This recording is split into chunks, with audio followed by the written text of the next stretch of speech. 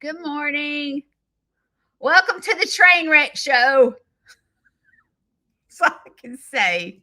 Good morning. I hope you are having a good morning. I wish that I could afford this to drink this every day. I told you guys about this. It's a spring that's right here locally, but their water is like you know how you can go to Walmart and get like a 24 pack for $3 or something like that, and 12 of these are $14. Who can afford that? Not I, said the little red hen. Do y'all remember that book? Not I, said the little red hen. Hang on a second. Oh, I was like, where's my rosacea medicine? And it was in front of me. Good morning. Did I wake up a train wreck today? I wouldn't consider myself a train wreck today because I started my yesterday. I had an appointment for my results of my hormones. Like I had blood work done like 2 weeks ago, and they gave me my results. They were like, "Man, I bet you're hard to live with right now." And I was like, "Am I a train wreck?" She was like, Judy, your number. Okay, first of all, you have to keep in mind that I'm on estrogen appeal. I have been for a while, and my estrogen level is 13 on appeal. Okay, estrogen should be 30 to 120. 30 to 120. Mine's a 13 on estrogen. No wonder I'm a train wreck. So I went back to my patches because I cannot handle life. And a lot of people are like against hormones. The hormone that I am on is a compound. Okay. It does not go through my liver. A pill, estrogen pill, goes through your liver and can cause problems like blood clots or cancer. My estrogen that I'm on does not filter through my liver because it's a patch. It's the safest way to go, and she assured me that. So it's this. It's the patch and or be on fire. And I just feel like for me, I cannot go through life having melanoma, wearing long sleeves during the summer and hot flashes at the same time and be an outdoor farmer. It does not work. If I was like an indoor something and worked at a desk, maybe I could handle the hot flashes. But when I'm out there cleaning a duck pond in long sleeves and on fire at the same time, I'm about to pass. Oh, and have ear issues where I'm kind of off balance, it's not working for me. Y'all should have seen me Monday at the school that I was at. Okay, this is what happened to me. You didn't see this on video, nor did I talk about it. So I brought my speaker with my microphone, with my, is that what you call it? Microphone? Yeah. I'm putting my hair up when I do my makeup because trying to talk over people like toddlers, I can't do it. I feel like I'm screaming at them. And so I brought the speaker. That way I could educate them and they could all hear me. And if they're talking, other people that want to listen to me can. So I brought the speaker and I'm sitting there with my speaker talking. And I'm like, dang, what's wrong with my volume? And I go over to the speaker and I'm like, well, my volume's up. What's wrong with my speaker? And I'm trying to fix the cords because I'm like, something's wrong with the cords. And my volume is not working on my speaker. Okay, keep in mind, I spent a lot of money on that speaker in that microphone. Okay. And I'm thinking in my head, how much does this mean I got to go get a new speaker? It's already worn out. And I'm playing with the volume and I have to just continue to talk. And I was like, they can't even hear me. They can't even hear me. My voice is not even loud enough. And I looked at the lady. I said, does my speaker work? Because I started thinking, is it me? Is it me? And I looked at the teacher and I said, is my speaker working? She goes, it's loud. You need to turn the volume down. I went, it's loud? And she was like, yes. And I'm sitting there going, oh my God. Oh my gosh. I was sitting there talking with this big old speaker right here, and I thought people couldn't hear me. That is how bad my ears are. And I thought, oh, this is a train wreck. This is a train wreck. So I go to the ENT for my second opinion on Monday. I cannot wait to go to him. I hope that he can give me some answers, and I hope that he tells me that I do not have permanent hearing loss like the last doctor, because it scares me. Okay, enough about that.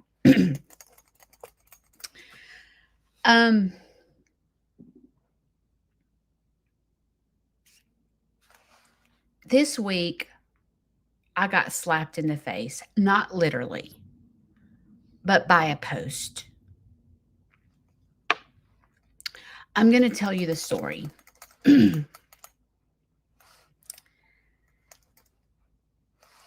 Being open to the public is difficult. And I'm going to tell you why.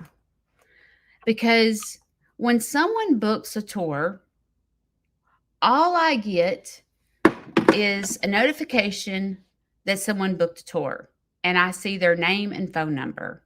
That's it. I don't get to do a background check. I don't get to, go, where are they from? I mean, if the phone number has an area code, I often wonder if they're on vacation, or why do they have a different area code? It sparks me, wondering, because a lot of times I'll get people traveling and they stop in Coleman because I'm on 65. And so they'll stop in Coleman, and I guess they look up things to do in Coleman. And I actually did that. I was like, things to do in Coleman. And one of the things is Sneed's Farmhouse. And so oftentimes I get people that travel and they come here and they know nothing about Coleman, and they come and I've had people speak, they don't even speak English, and they come and tour my farm because they're stopping in Coleman on their way somewhere. So when people book a tour, I ain't got a clue. I have no clue.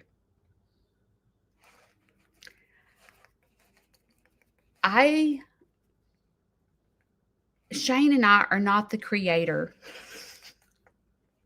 that we've struck gold with social media and our spouse can quit our job and us do social media full time.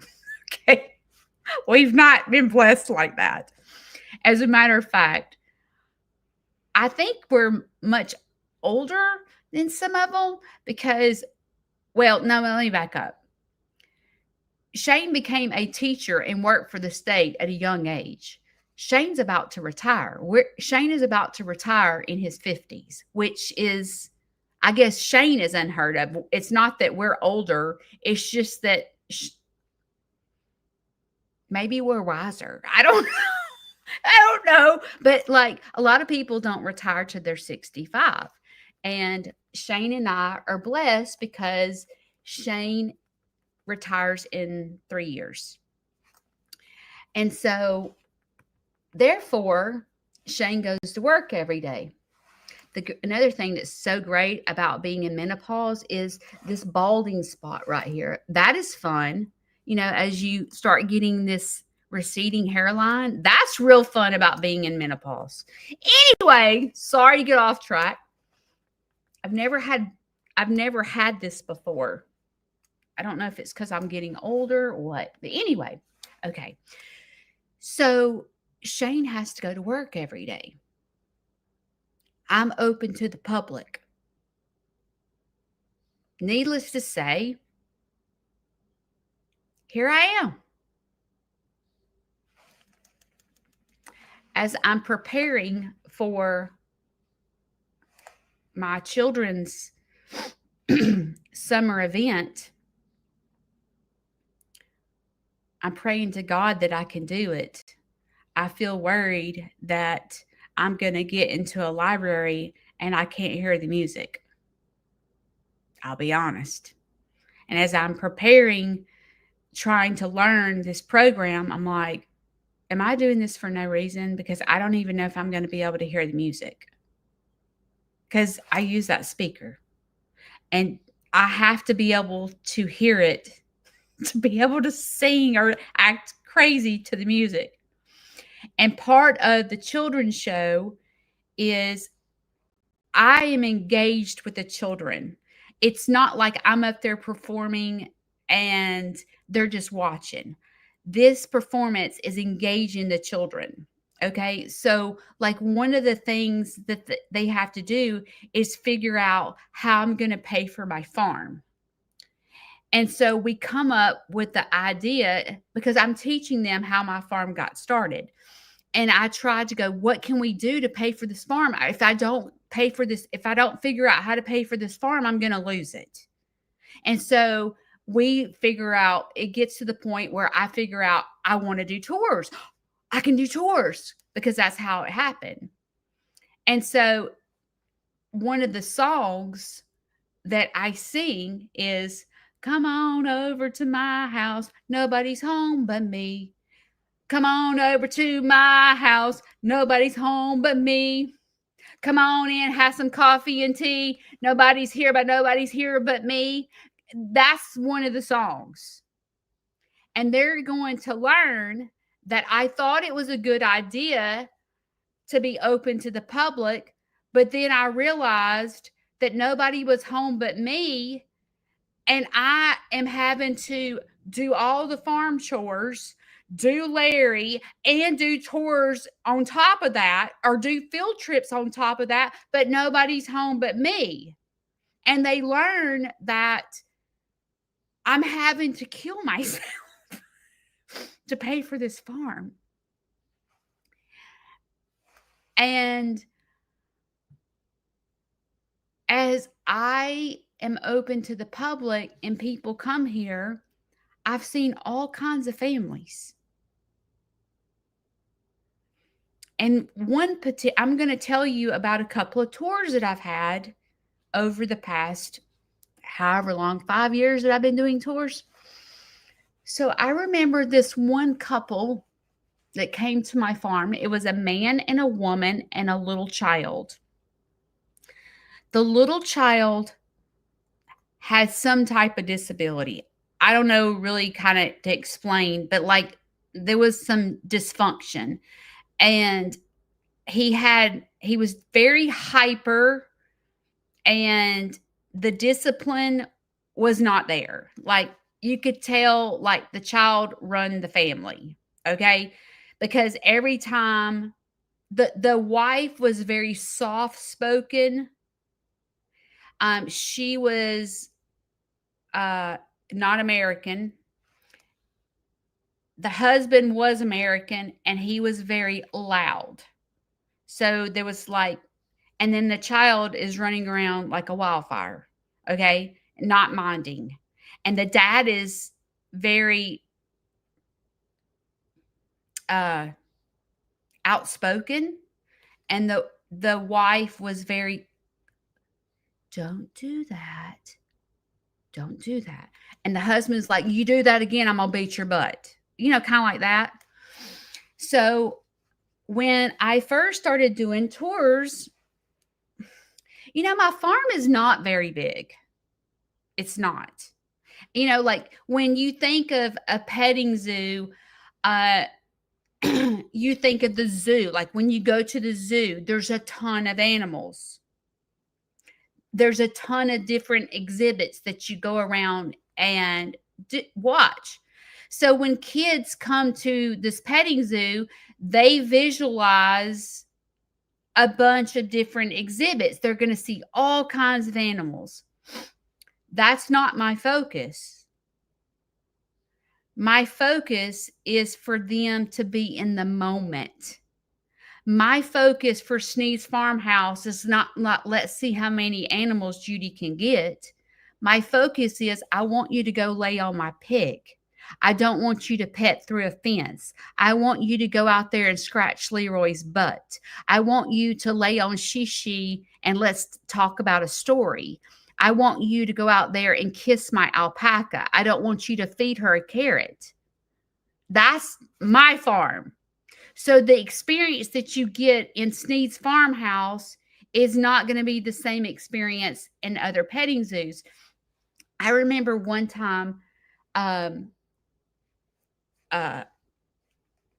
the Agriplex Center here in Coleman, they were doing a special on agritourism. And they asked 4 different farms that are open to the public to come speak. And there was one girl here. I think I was the second person. Then she has a petting zoo, but she has other things. Then it was Sneed's Farmhouse. Then there was a blueberry farm. And then there was maybe there was just 3 of us, but we're all open to the public. We all do tours, but there were, the blueberry farm is where you go pick blueberries. Oh, there was an apple farm, I think, where you go pick apples. So we were 4 different open to the public farms here in Coleman. And we were on this panel and we were all in front of everybody and there was an audience. And the audience would ask us questions because the purpose of the event is for us to talk about agritourism and how to do it and what we experience. It was so funny. The first girl, she knows who I am. She begins to talk, okay? And she says, the first thing out of her mouth was, I believe in the safety of the people that come to my farm, and no one will ever enter the petting zoo. Meaning that they had to pet through a fence. That's what she meant. And I'm sitting there going, oh, dear Jesus, I have to go next. She was like emphasizing, this is how she said it. I would never let anyone walk into my farm because I care about the safety of others. And I'm over there going, she's talking to me. Because she knows who I am. And I'm like, how do I go next? You know what I'm saying? Like, oh, dear Jesus. So, she was like, if you're going to be open to the public, never let people go in because it's a liability to them. It's a liability to you. It's not right. Animals will be animals. And she's like going into detail. And I'm sitting there sweating, going, how do I talk after that? And that I was in a situation where you better think quick, Judy. You better think quick. And I said, it was my turn to talk. And I said, well, I'm the complete opposite of what she just said. I said, I am open to the public. And I don't know why my pig will let you lay on her. My pig will let anybody lay on her. I don't know why. I don't know why I have an intact bull that allows you to lay on him and pet him. I I don't know. I said, but when I first started Sneed's Farmhouse, I was scared to let people go to the big farm area. I said, it became like that's not what I envisioned being a petting zoo. My petting zoo is open to the public for mental health reasons. Because in this world, we stress, let's just say, over having a hefty power bill. And many adults are trying to figure out how to pay their power bill or how to pay for daycare or how to like stress in their marriage. And they just need a place to come and lay on a pig. And I wanted my farm to be different. I wanted my animals to rescue people. So I began to go out there laying on Shishi every day. And I began to pet Dexter and let him eat out of my hand. And I taught Mickey and Taterbug to kiss me.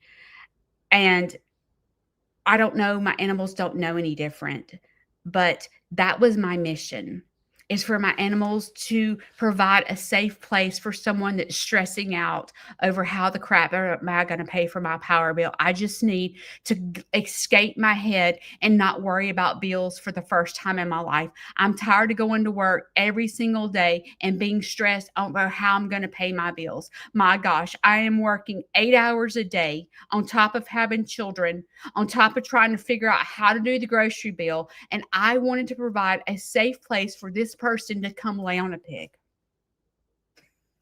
And petting through a fence does not do it for me. It does it for some people. Maybe some people could go to her petting zoo and pet a pig through the fence and they've come to mindfulness. But for someone like me that struggles with mental health, that will not do it for me. Maybe my mental health is too bad, but I need to physically lay on this pig and kiss her. That's what helps me forget that I have a $500 power bill. So I began to mold my farm into that. Next. I was like, so as I'm open to the public, I don't know who's coming to my farm. And that couple that came to my farm, I felt as though when people came to my farm, sometimes I feel like, is this boring? Because I'm not very big. So I began to start taking people to the creek because one of the most gorgeous things on my property is not just the petting zoo, but when you walk to the creek, it's a whole different world down there. It's amazing. Now, the people that are coming to my farm Friday, I hate to break it to y'all, but there's no water at the creek right now. So you're not going to get to experience the full experience of what it's like to be at Sneed's Farmhouse when you go to the creek. There's no water. So anyway, I took this couple because the boy was very hyper. And what's next? What's next? What's next? What's that? That's all you got? Kind of doing like that to me. And it was stressing me out. So I took the couple to the creek. And the mom let the little boy take off his shoes and get into the creek. And as the little boy was playing in the creek, the parents began to start fighting. The soft-spoken woman was over here. The loud husband was over here. And I'm stuck in the middle. And there's this little boy. And they began to fight. Not fist fight, talk fight. It was terrible. That man was obviously an abusive husband. And I sat at the creek by myself with these fighting couple and this little boy, and I began to get uncomfortable. And I thought, what do I do? Because the man was saying things that were awful to this lady.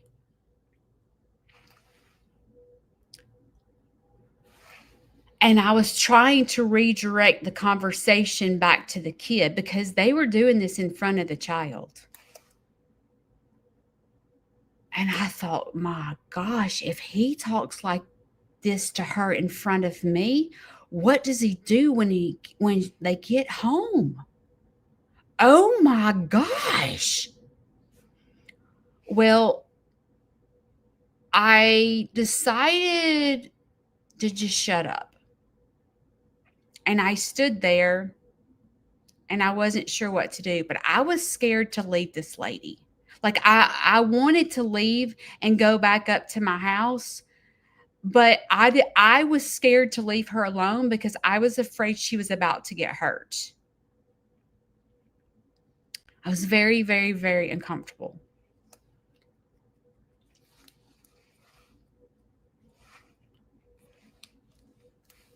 And I was like, oh my gosh. Well, he gets so mad that he leaves. They rode in the same car. He leaves. This woman and child and me are at the creek by ourselves. And I look at her because I have no idea what to say. This poor lady was getting abused. And she was from another country. And I thought, does she understand that this is abuse? I wasn't sure. And I didn't know if he was going to the car to get something and coming back. I had no clue what was about to happen. And I truly felt scared.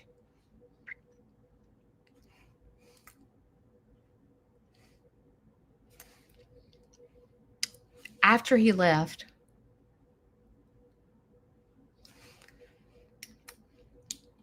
the woman said, "We're not married." I said, "Oh, okay." And she said, "That is his dad, but we're not married." I said, "Oh, okay." And she said, "I know you can tell something's wrong with my child." I said, "Yes, ma'am." And she said, "One day I left my son with his dad. And I don't know if she went to the grocery store or something. And the dad was not watching the son. And the son went and got in the swimming pool and went under. And by the time the dad realized that the son was in the pool, he pulled him out and didn't call 911. And by the time the mom got there, she called 911, and the son almost died. He was in intensive care for a really long time, and it was a act of God that he's alive today. So the little boy has brain damage.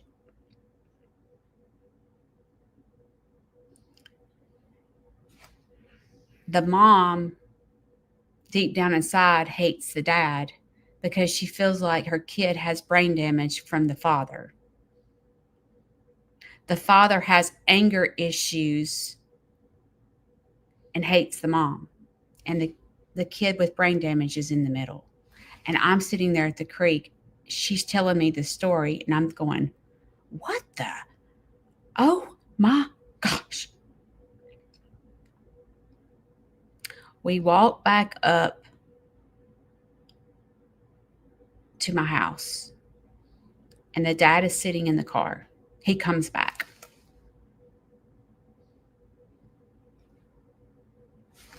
And from that day on, I've never taken anybody else to the creek.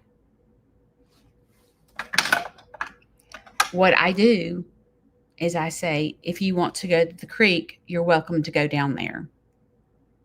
I don't go. I stay at my house.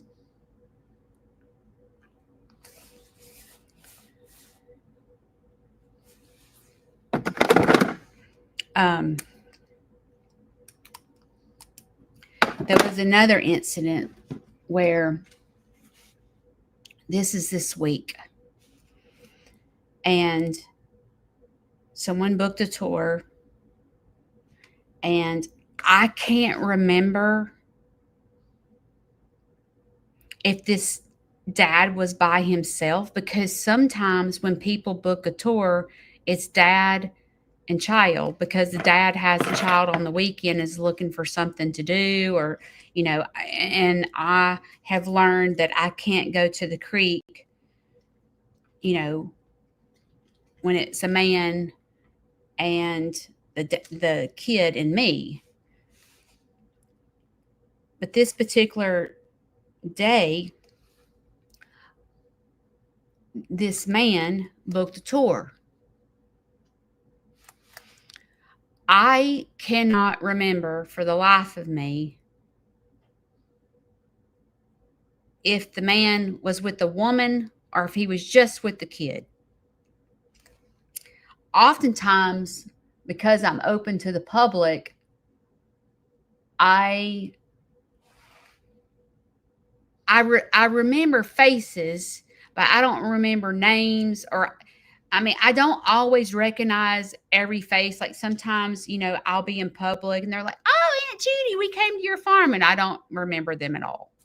But it could be because it was a field trip and maybe their kid was on a field trip, and I can't recognize every face. But like some people I do remember. And I just can't. In this particular case, I remember the face. I don't remember the name, and I don't remember if it was just the kid and the dad or if it was the family. I couldn't remember. But I remember the dad. I don't know why I remember. It's probably because it was just the dad and the kid. Anyway, I'm scrolling through Facebook this week, just doing my thing. All of a sudden, I see on our local news page this man's mugshot. I was like, oh, that man came to my farm. He was convicted of murder. And I was like, holy cow.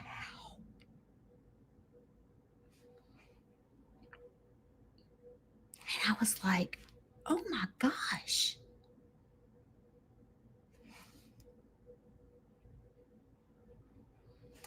That's scary.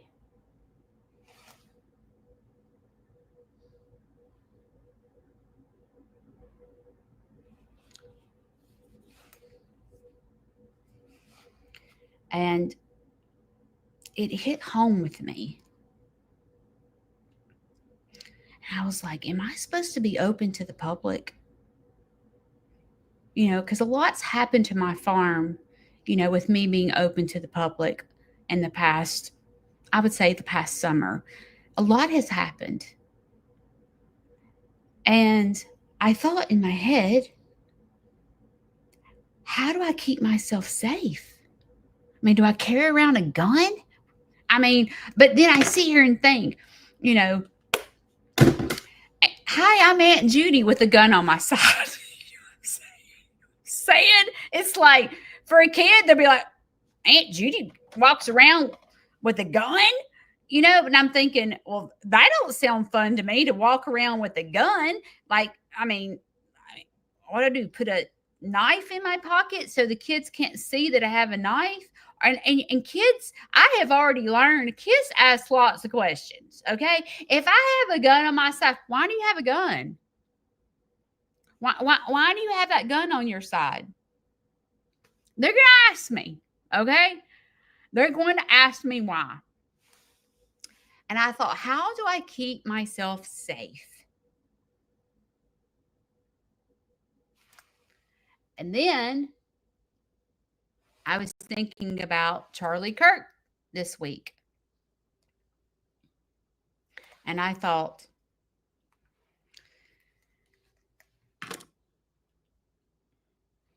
about is I mean, not that he is open to the public, but in a way he's open to the public because he's going into the public and he's speaking his mind.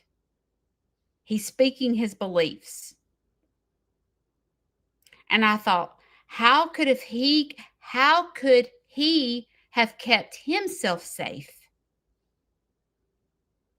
I mean, he knew the risk.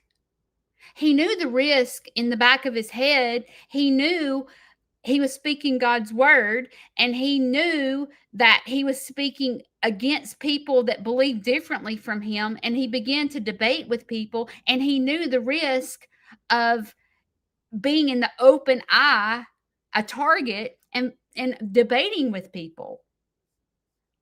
I'm sure his wife was, scared. And he was probably like, if this is the way God wants me to go, speaking his truth, this is the way I want to go. And then I think about myself. I'm exposed to the public on social media. I speak about God on social media. I'm very careful. Sometimes I feel scared to tell you how I truly feel because, like, not everyone believes like me. And honestly, I feel like God gives us a brain. God gives us a brain. For example, if I have a headache, if my head is hurting, do I get on my hands and knees and go, Dear Heavenly Father, please take this headache away from me? My head is absolutely killing me, and I am hurting so bad. I ask you right now to heal me in the name of Jesus. Majority of people do not do that. They go to the bathroom and take a Tylenol. Because God gives us a brain to make decisions.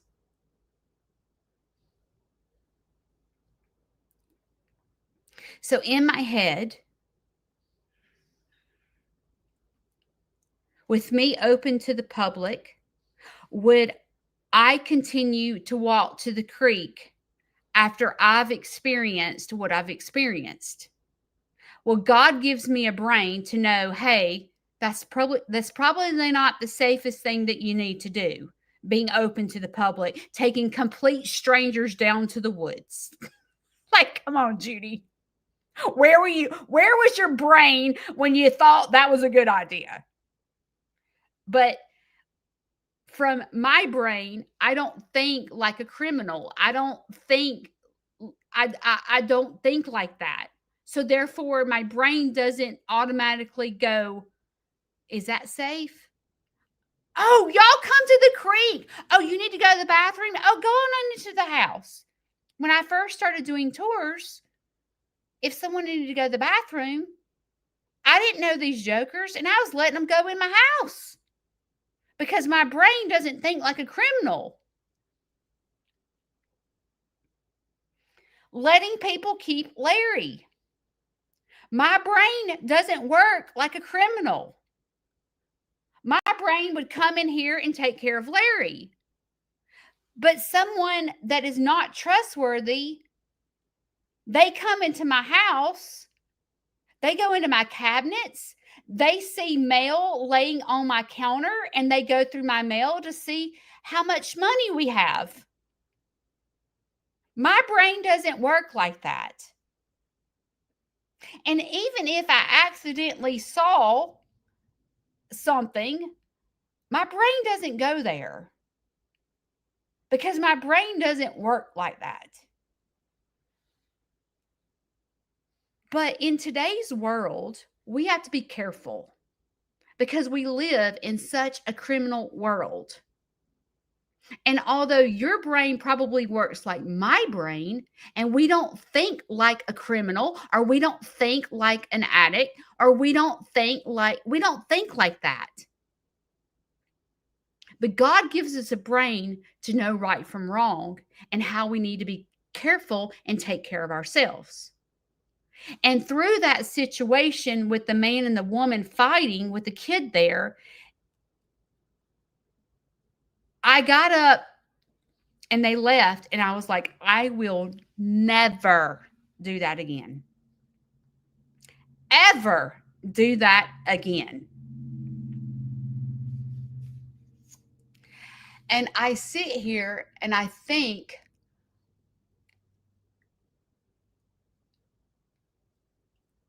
about, like, Charlie Kirk. What could he have done to keep himself safe?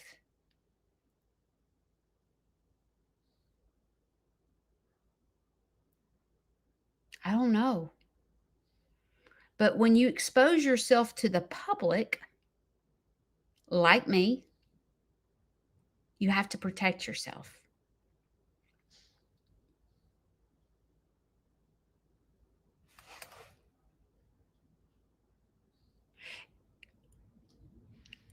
And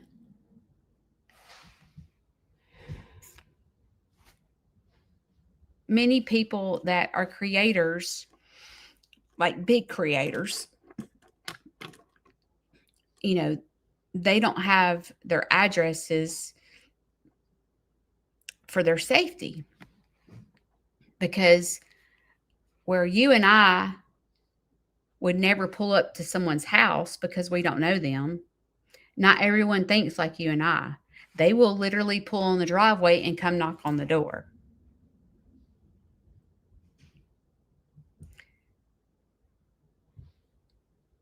And I'm open to the public.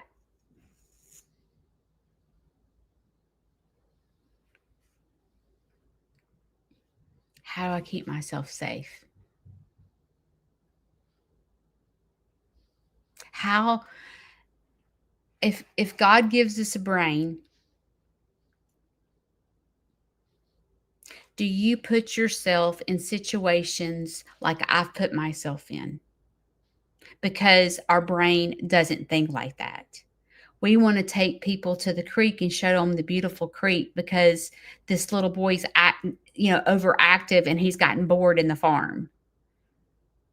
Would your brain be like me? Oh, let's go to the creek. We have sand down there. You can play in the sand. Because when it's a husband and a wife, I feel safe. If it was just a man and a kid, maybe I shouldn't go down there. My brain kind of goes, well, I should be careful.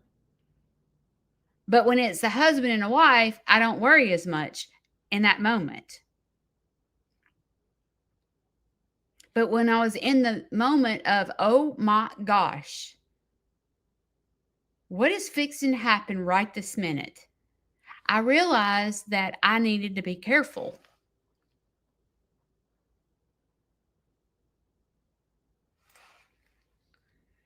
If I would have spoke up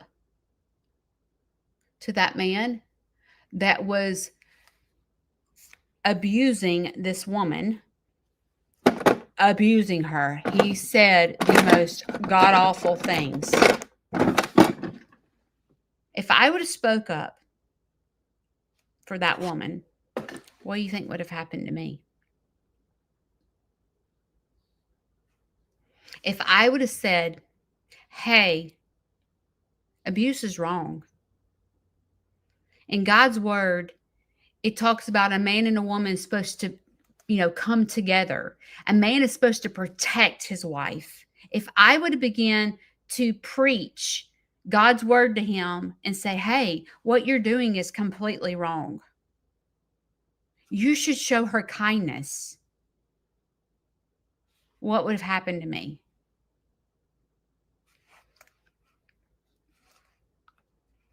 Do you think that he would have told me to shut the up, and he would begin to attack me if I would have spoke up and said, "Hey, God does not call you to treat women that way. What you're doing is absolutely absurd." If I would have spoke up and said that to him, what do you think would have happened to me?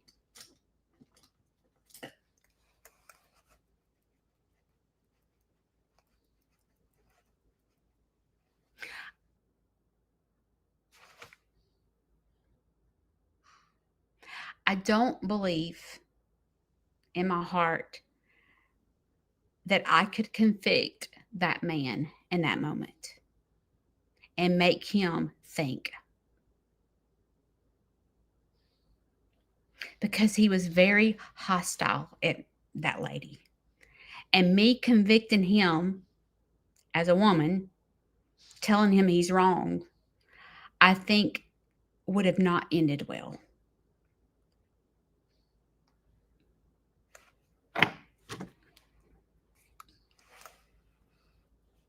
I think I would have put myself in danger. But am I going against my beliefs for not standing up for this woman? Am I going against my beliefs in telling them what God says about how he's acting? Or do I put my life at risk and stand up for this woman and die knowing that I tried to take up for this woman? I spoke the truth to him and told him that he was being an abusive husband, and God does not agree with that. And I could have died right there on my property at my creek for standing up for this woman. Would I have been a hero? It's something to think about.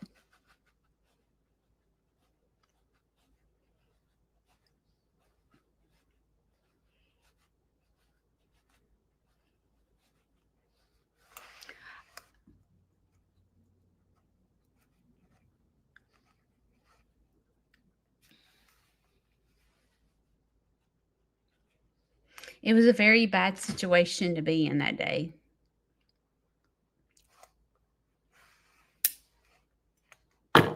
And that woman showed grace. Some women would say,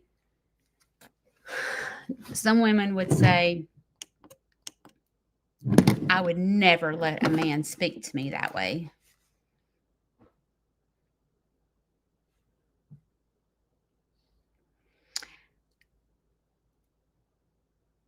I will tell you that I have been in an abusive relationship. It was before I was married. I dated this guy, and he was a bit strange. I really don't know why I continued to date him. He wasn't mean at first. I remember it was the summer, and I don't know if I had gone to the beach. I had blisters all over my chest. Imagine that. And now I have melanoma. But I was burnt with water blisters all over my chest. It hurt so bad. Well, I think I was at the beach. So I had been at the beach and I had not seen him in a week, the guy. And so as soon as I got home from the beach, what did I do? I jumped in the car, went to his house, and, I had on, let's just say, a tank top because it hurt to, put a shirt over it. And I had water blisters all over my chest. And so I walked into his house, and I looked like a red lobster. And uh, we went into his bedroom. I can't remember. I mean, not to do anything, but we went into his bedroom, to talk because we hadn't seen each other a week, and to get away from his parents. And we were sitting there in the bedroom, and I cannot remember. I was telling him, hey, I laid out too long. I got burnt. He was like, I remember that. And he walked over to me and went,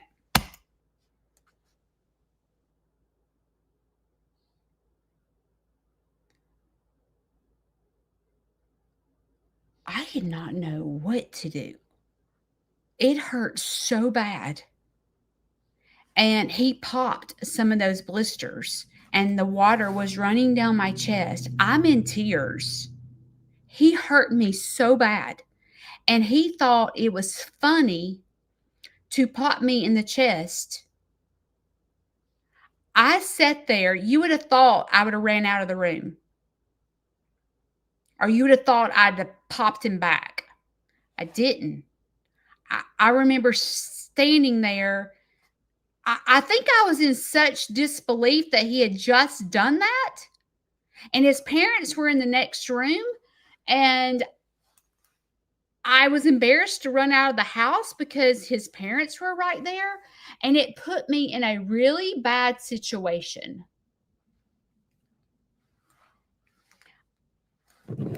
I stayed and pretended like it was funny because I felt like his parents were in the next room and I didn't want to make a scene.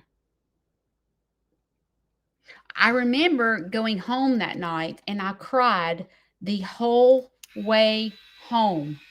And I thought, do I tell my mother? Because I was in high school, and I was like, do I tell my mother? Like what the heck do I do? And I remember the guy called me that night, and I sat there and talked on the phone with him like nothing had happened. Why did I do that? And a lot of times, if you've not been in an abusive situation, you think, oh, I would have knocked him in the face.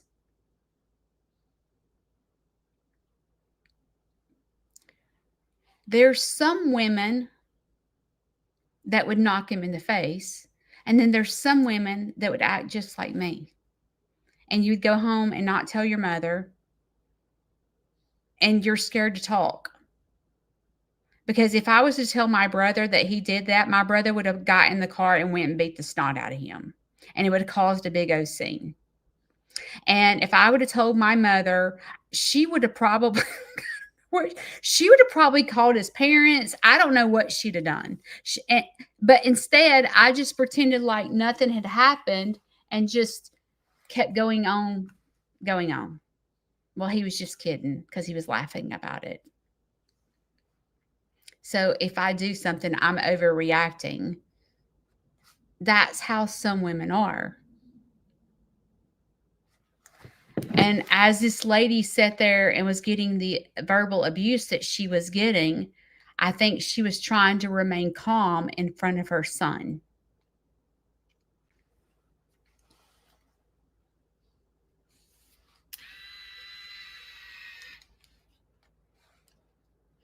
And so many women that are in abusive situations,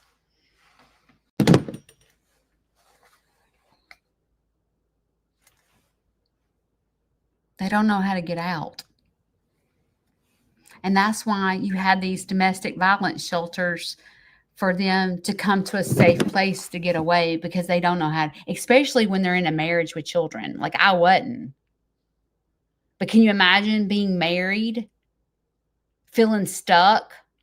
I mean, maybe you're a stay-at-home mom and you can't afford to get away from it and you're stuck.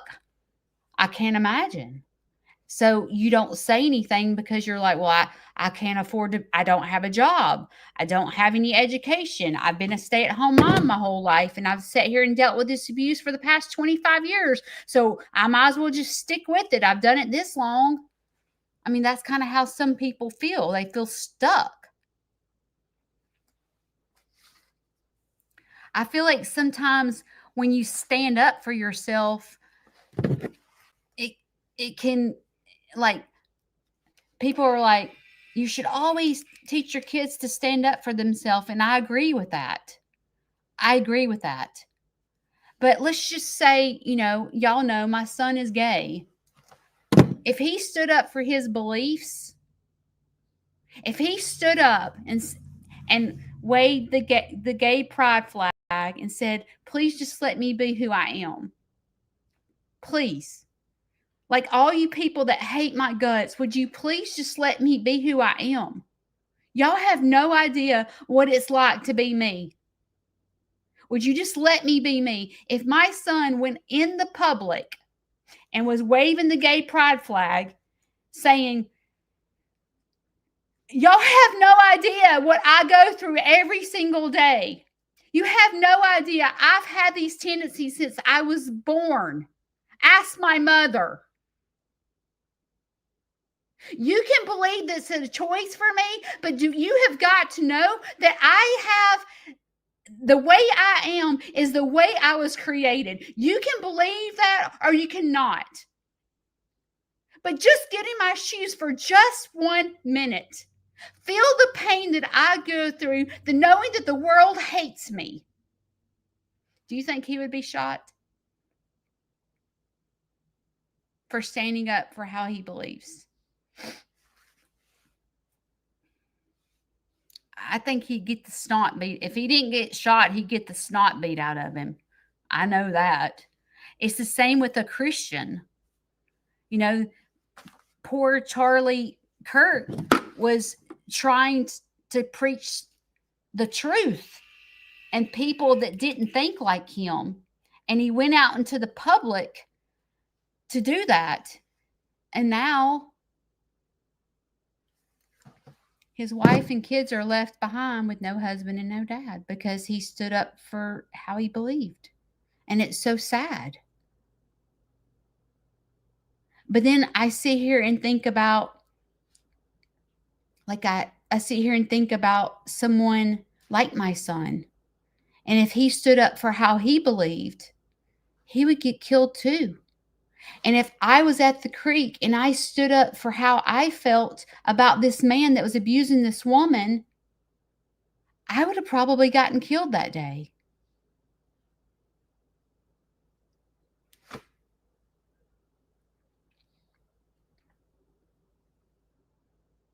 Does that make it, like, am I considered a hero if I would have stood up for that girl? Or am I a coward for not telling that man he was wrong?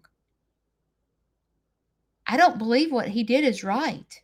If I stood up to him and told him he was wrong and told him why I thought he was wrong and gave him biblical scripture to back up what I was saying, would I make a difference in his life or would he have hurt me?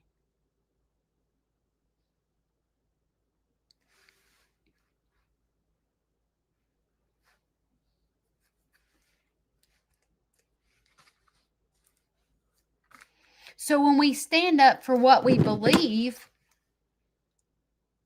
what happens? So we teach our kids to stand up for themselves and not be bullied. Don't let them bully you. I was talking to a friend of mine, and she was talking about if she stands up around her friends and talks about politics and what she believes. As a grown adult in her 70s, she gets bullied. I cannot tell you how many times I've been bullied. I don't know if the word's bullied because I don't drink. I do not associate, I separate myself from people that drink. I will purposely not go to functions if there's alcohol. Why? I don't stand up to them and go, I'm sorry, but I will not be coming to this event because y'all all drink. I don't say that. I don't stand up for myself. And I don't say, I don't because y'all start getting drunk and acting a fool. And I don't believe in that. I don't say that because why don't I say that? I don't say that because if I was to say that,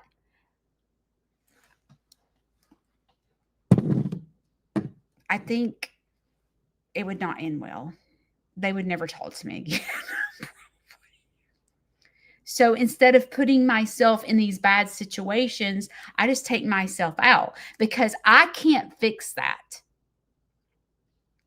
These people that are having this event with alcohol, I can't go and say, hey, I've never seen anything good from alcohol. You guys are sitting here at this restaurant drinking and then get in the car and driving home. I've never seen anything good come from alcohol. If I stood up and said that to these people that were having this event, what would happen? So, my question to you, do you think that me standing up for what y'all are doing is completely wrong to me?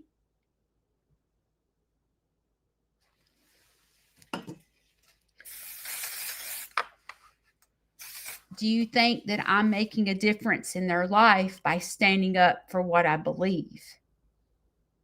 Or do you think they would hate my guts? I would think they would think I was a weirdo. Like, she thinks we're getting drunk. We're not getting drunk. We're just having a couple of drinks. Oh, I missed Taylor. I think they would think that I was exaggerating. I don't know. I tell you all this because I don't really know the answer. I'm not sitting here trying to tell you that my way is the right way.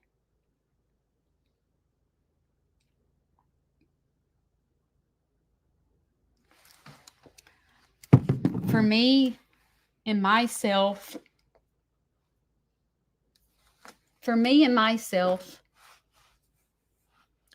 I feel like for example, if at the creek I would have stood up and quoted him scripture and told him why I thought he was wrong, am I protecting Larry and Shane? I'm asking you all these questions because I want you to think. Am I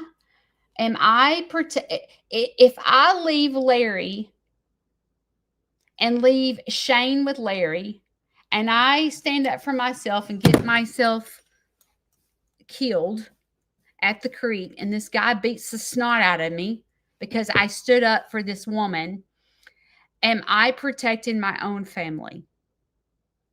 My kids are fixing to have no mom. Shane's fixing to have no wife, and Larry's fixing to have no caregiver because Shane works a full-time job. Am I protecting my own family when I stand up for this lady and say, or am I doing this lady completely wrong because I did not stand up for her? Am I considered a coward to this lady and I'm not giving women a voice for not saying a word?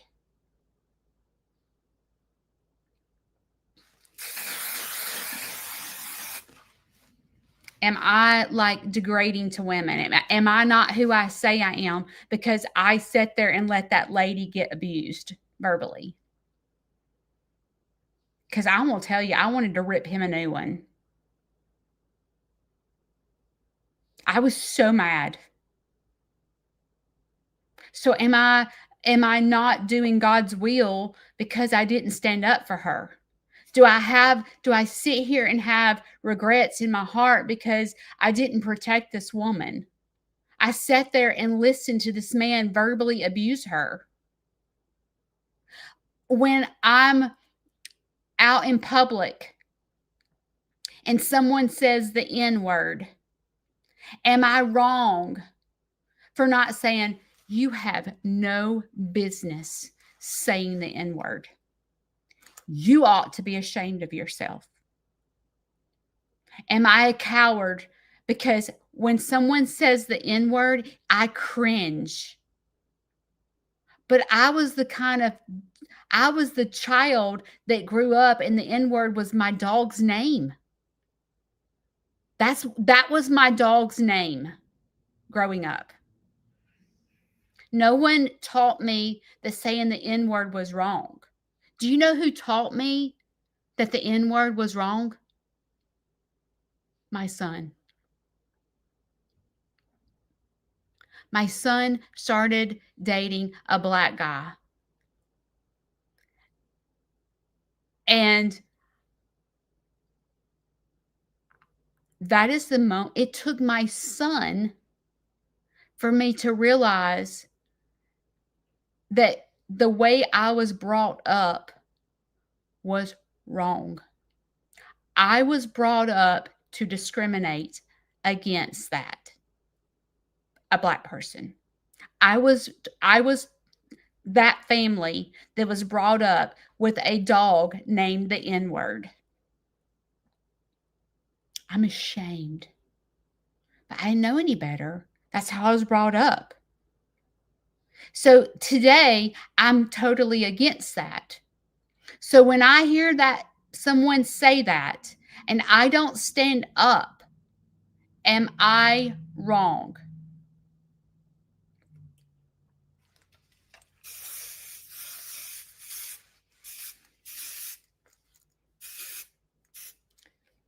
If I stood up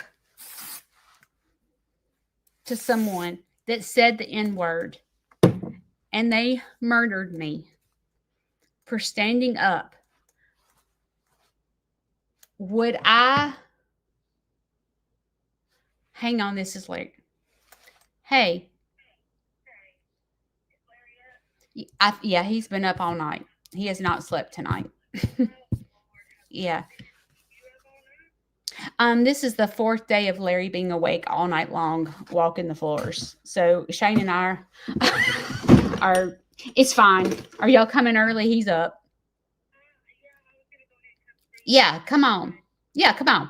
All right. All right. All right, bye. That was Larry's bath lady. If I stood up to someone in public that said the N word and they killed me, am I doing what would my family, would I leave them behind and they go, my mom was a hero, but she was taken from us, so she'll never meet my daughter? My son's wife is pregnant. And if today I walked out into the public and someone said the N word and I stood up for that, if I said, oh, you're wrong, if I stood up, would my family go, my mom's a hero? Or my son grieve and go, my mom will never meet my daughter? And Shane goes, I'm going to have to retire and live alone. And now I have Larry to myself. And how am I going to work and take care of Larry at the same time? Or am I going against what God calls me to do because I didn't stand up? Am I a coward for not standing up for what I believe? Am I a coward for not standing up going, you know what? I was just like you. I grew up with a family that discriminated. My dog growing up was the N word. And it took my son to teach me the way I felt was wrong. if I got up and went into the school system and taught these kids not to discriminate against color, would I be laughed at? Would I be killed? Would people pull in my driveway and knock on my door? Like, or would people call me a hero and go, "Thank you for standing up"? I don't know. Just something to think about. I have to go to a library this morning. I've got to go get feed. I have a little boy that's in community service hours, so he'll be here this afternoon.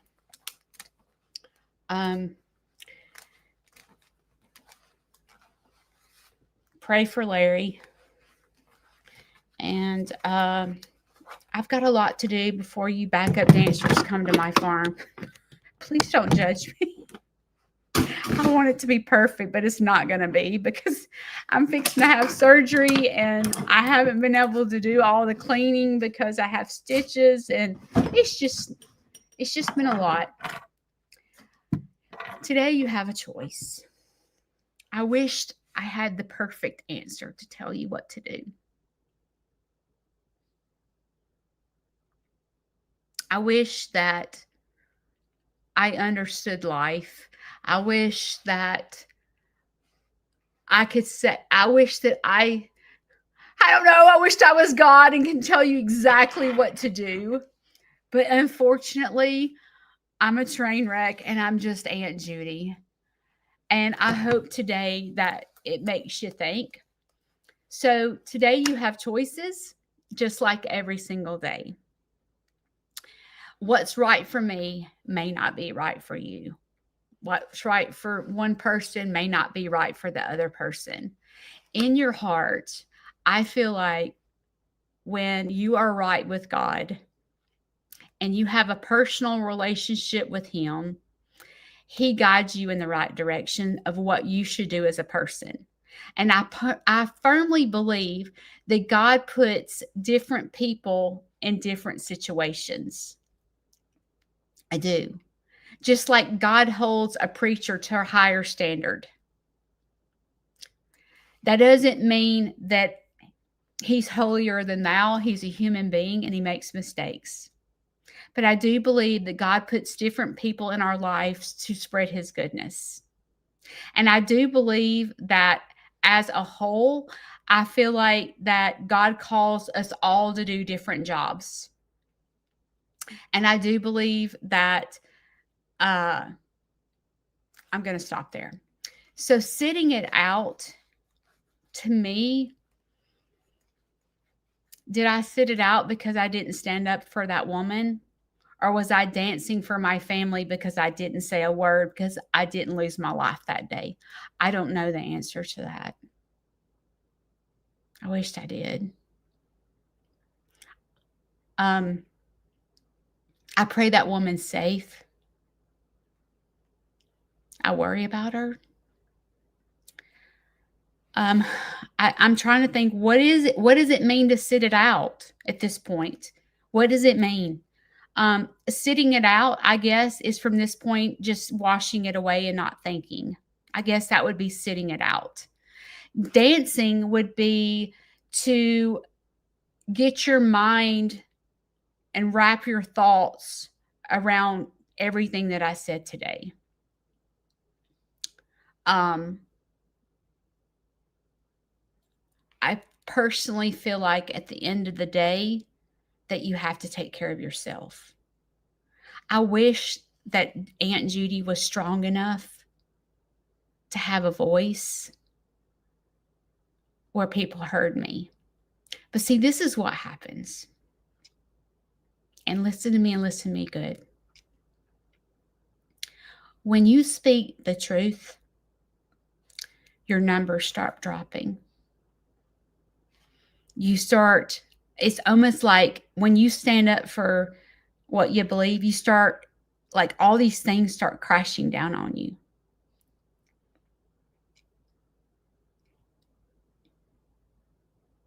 When you stand up, it's like you go under, it's almost like a spiritual warfare. you get under attacked. I feel attacked right now. Honestly, I do. Y'all go look. Just to show you, I was talking to Chris about this. Lately, I've been talking a lot about God and how God is using Jack. God is using me. God is using me in schools. And you know what's happening to me? I'm going to show you. And I want you to watch. Watch what happens. How it's like spiritual warfare. Okay. If you just look. We're going to talk about YouTube for just a minute. So on an average, I have 1 to 2 to 3,000 views on my video. Well, when I start speaking about how God's using Jack, look what's happening. I have 500 views on Jack's video. How God used Jack to go into this school to teach children about not discriminating against people with disabilities. And I put all the glory, and not that Judy's this great person, that I did all this. I did nothing. God did it through Jack. And what happened? My video crashed. Meaning only 500 people saw my video, where normally 2,000 to 3,000 people see that video. You may not believe what I'm saying, but when you speak of God, it's like a spiritual warfare. Are you going to be strong enough when it hits you? I love you guys. Hope what I said made sense. I got to go clean out a duck pond, go to a library, go get feed, and be here for the boy that has to do community service hours. And then I have surgery in the morning. I love you guys. Stay safe. God gives you a brain. Use it. I'll see you next time. Bye.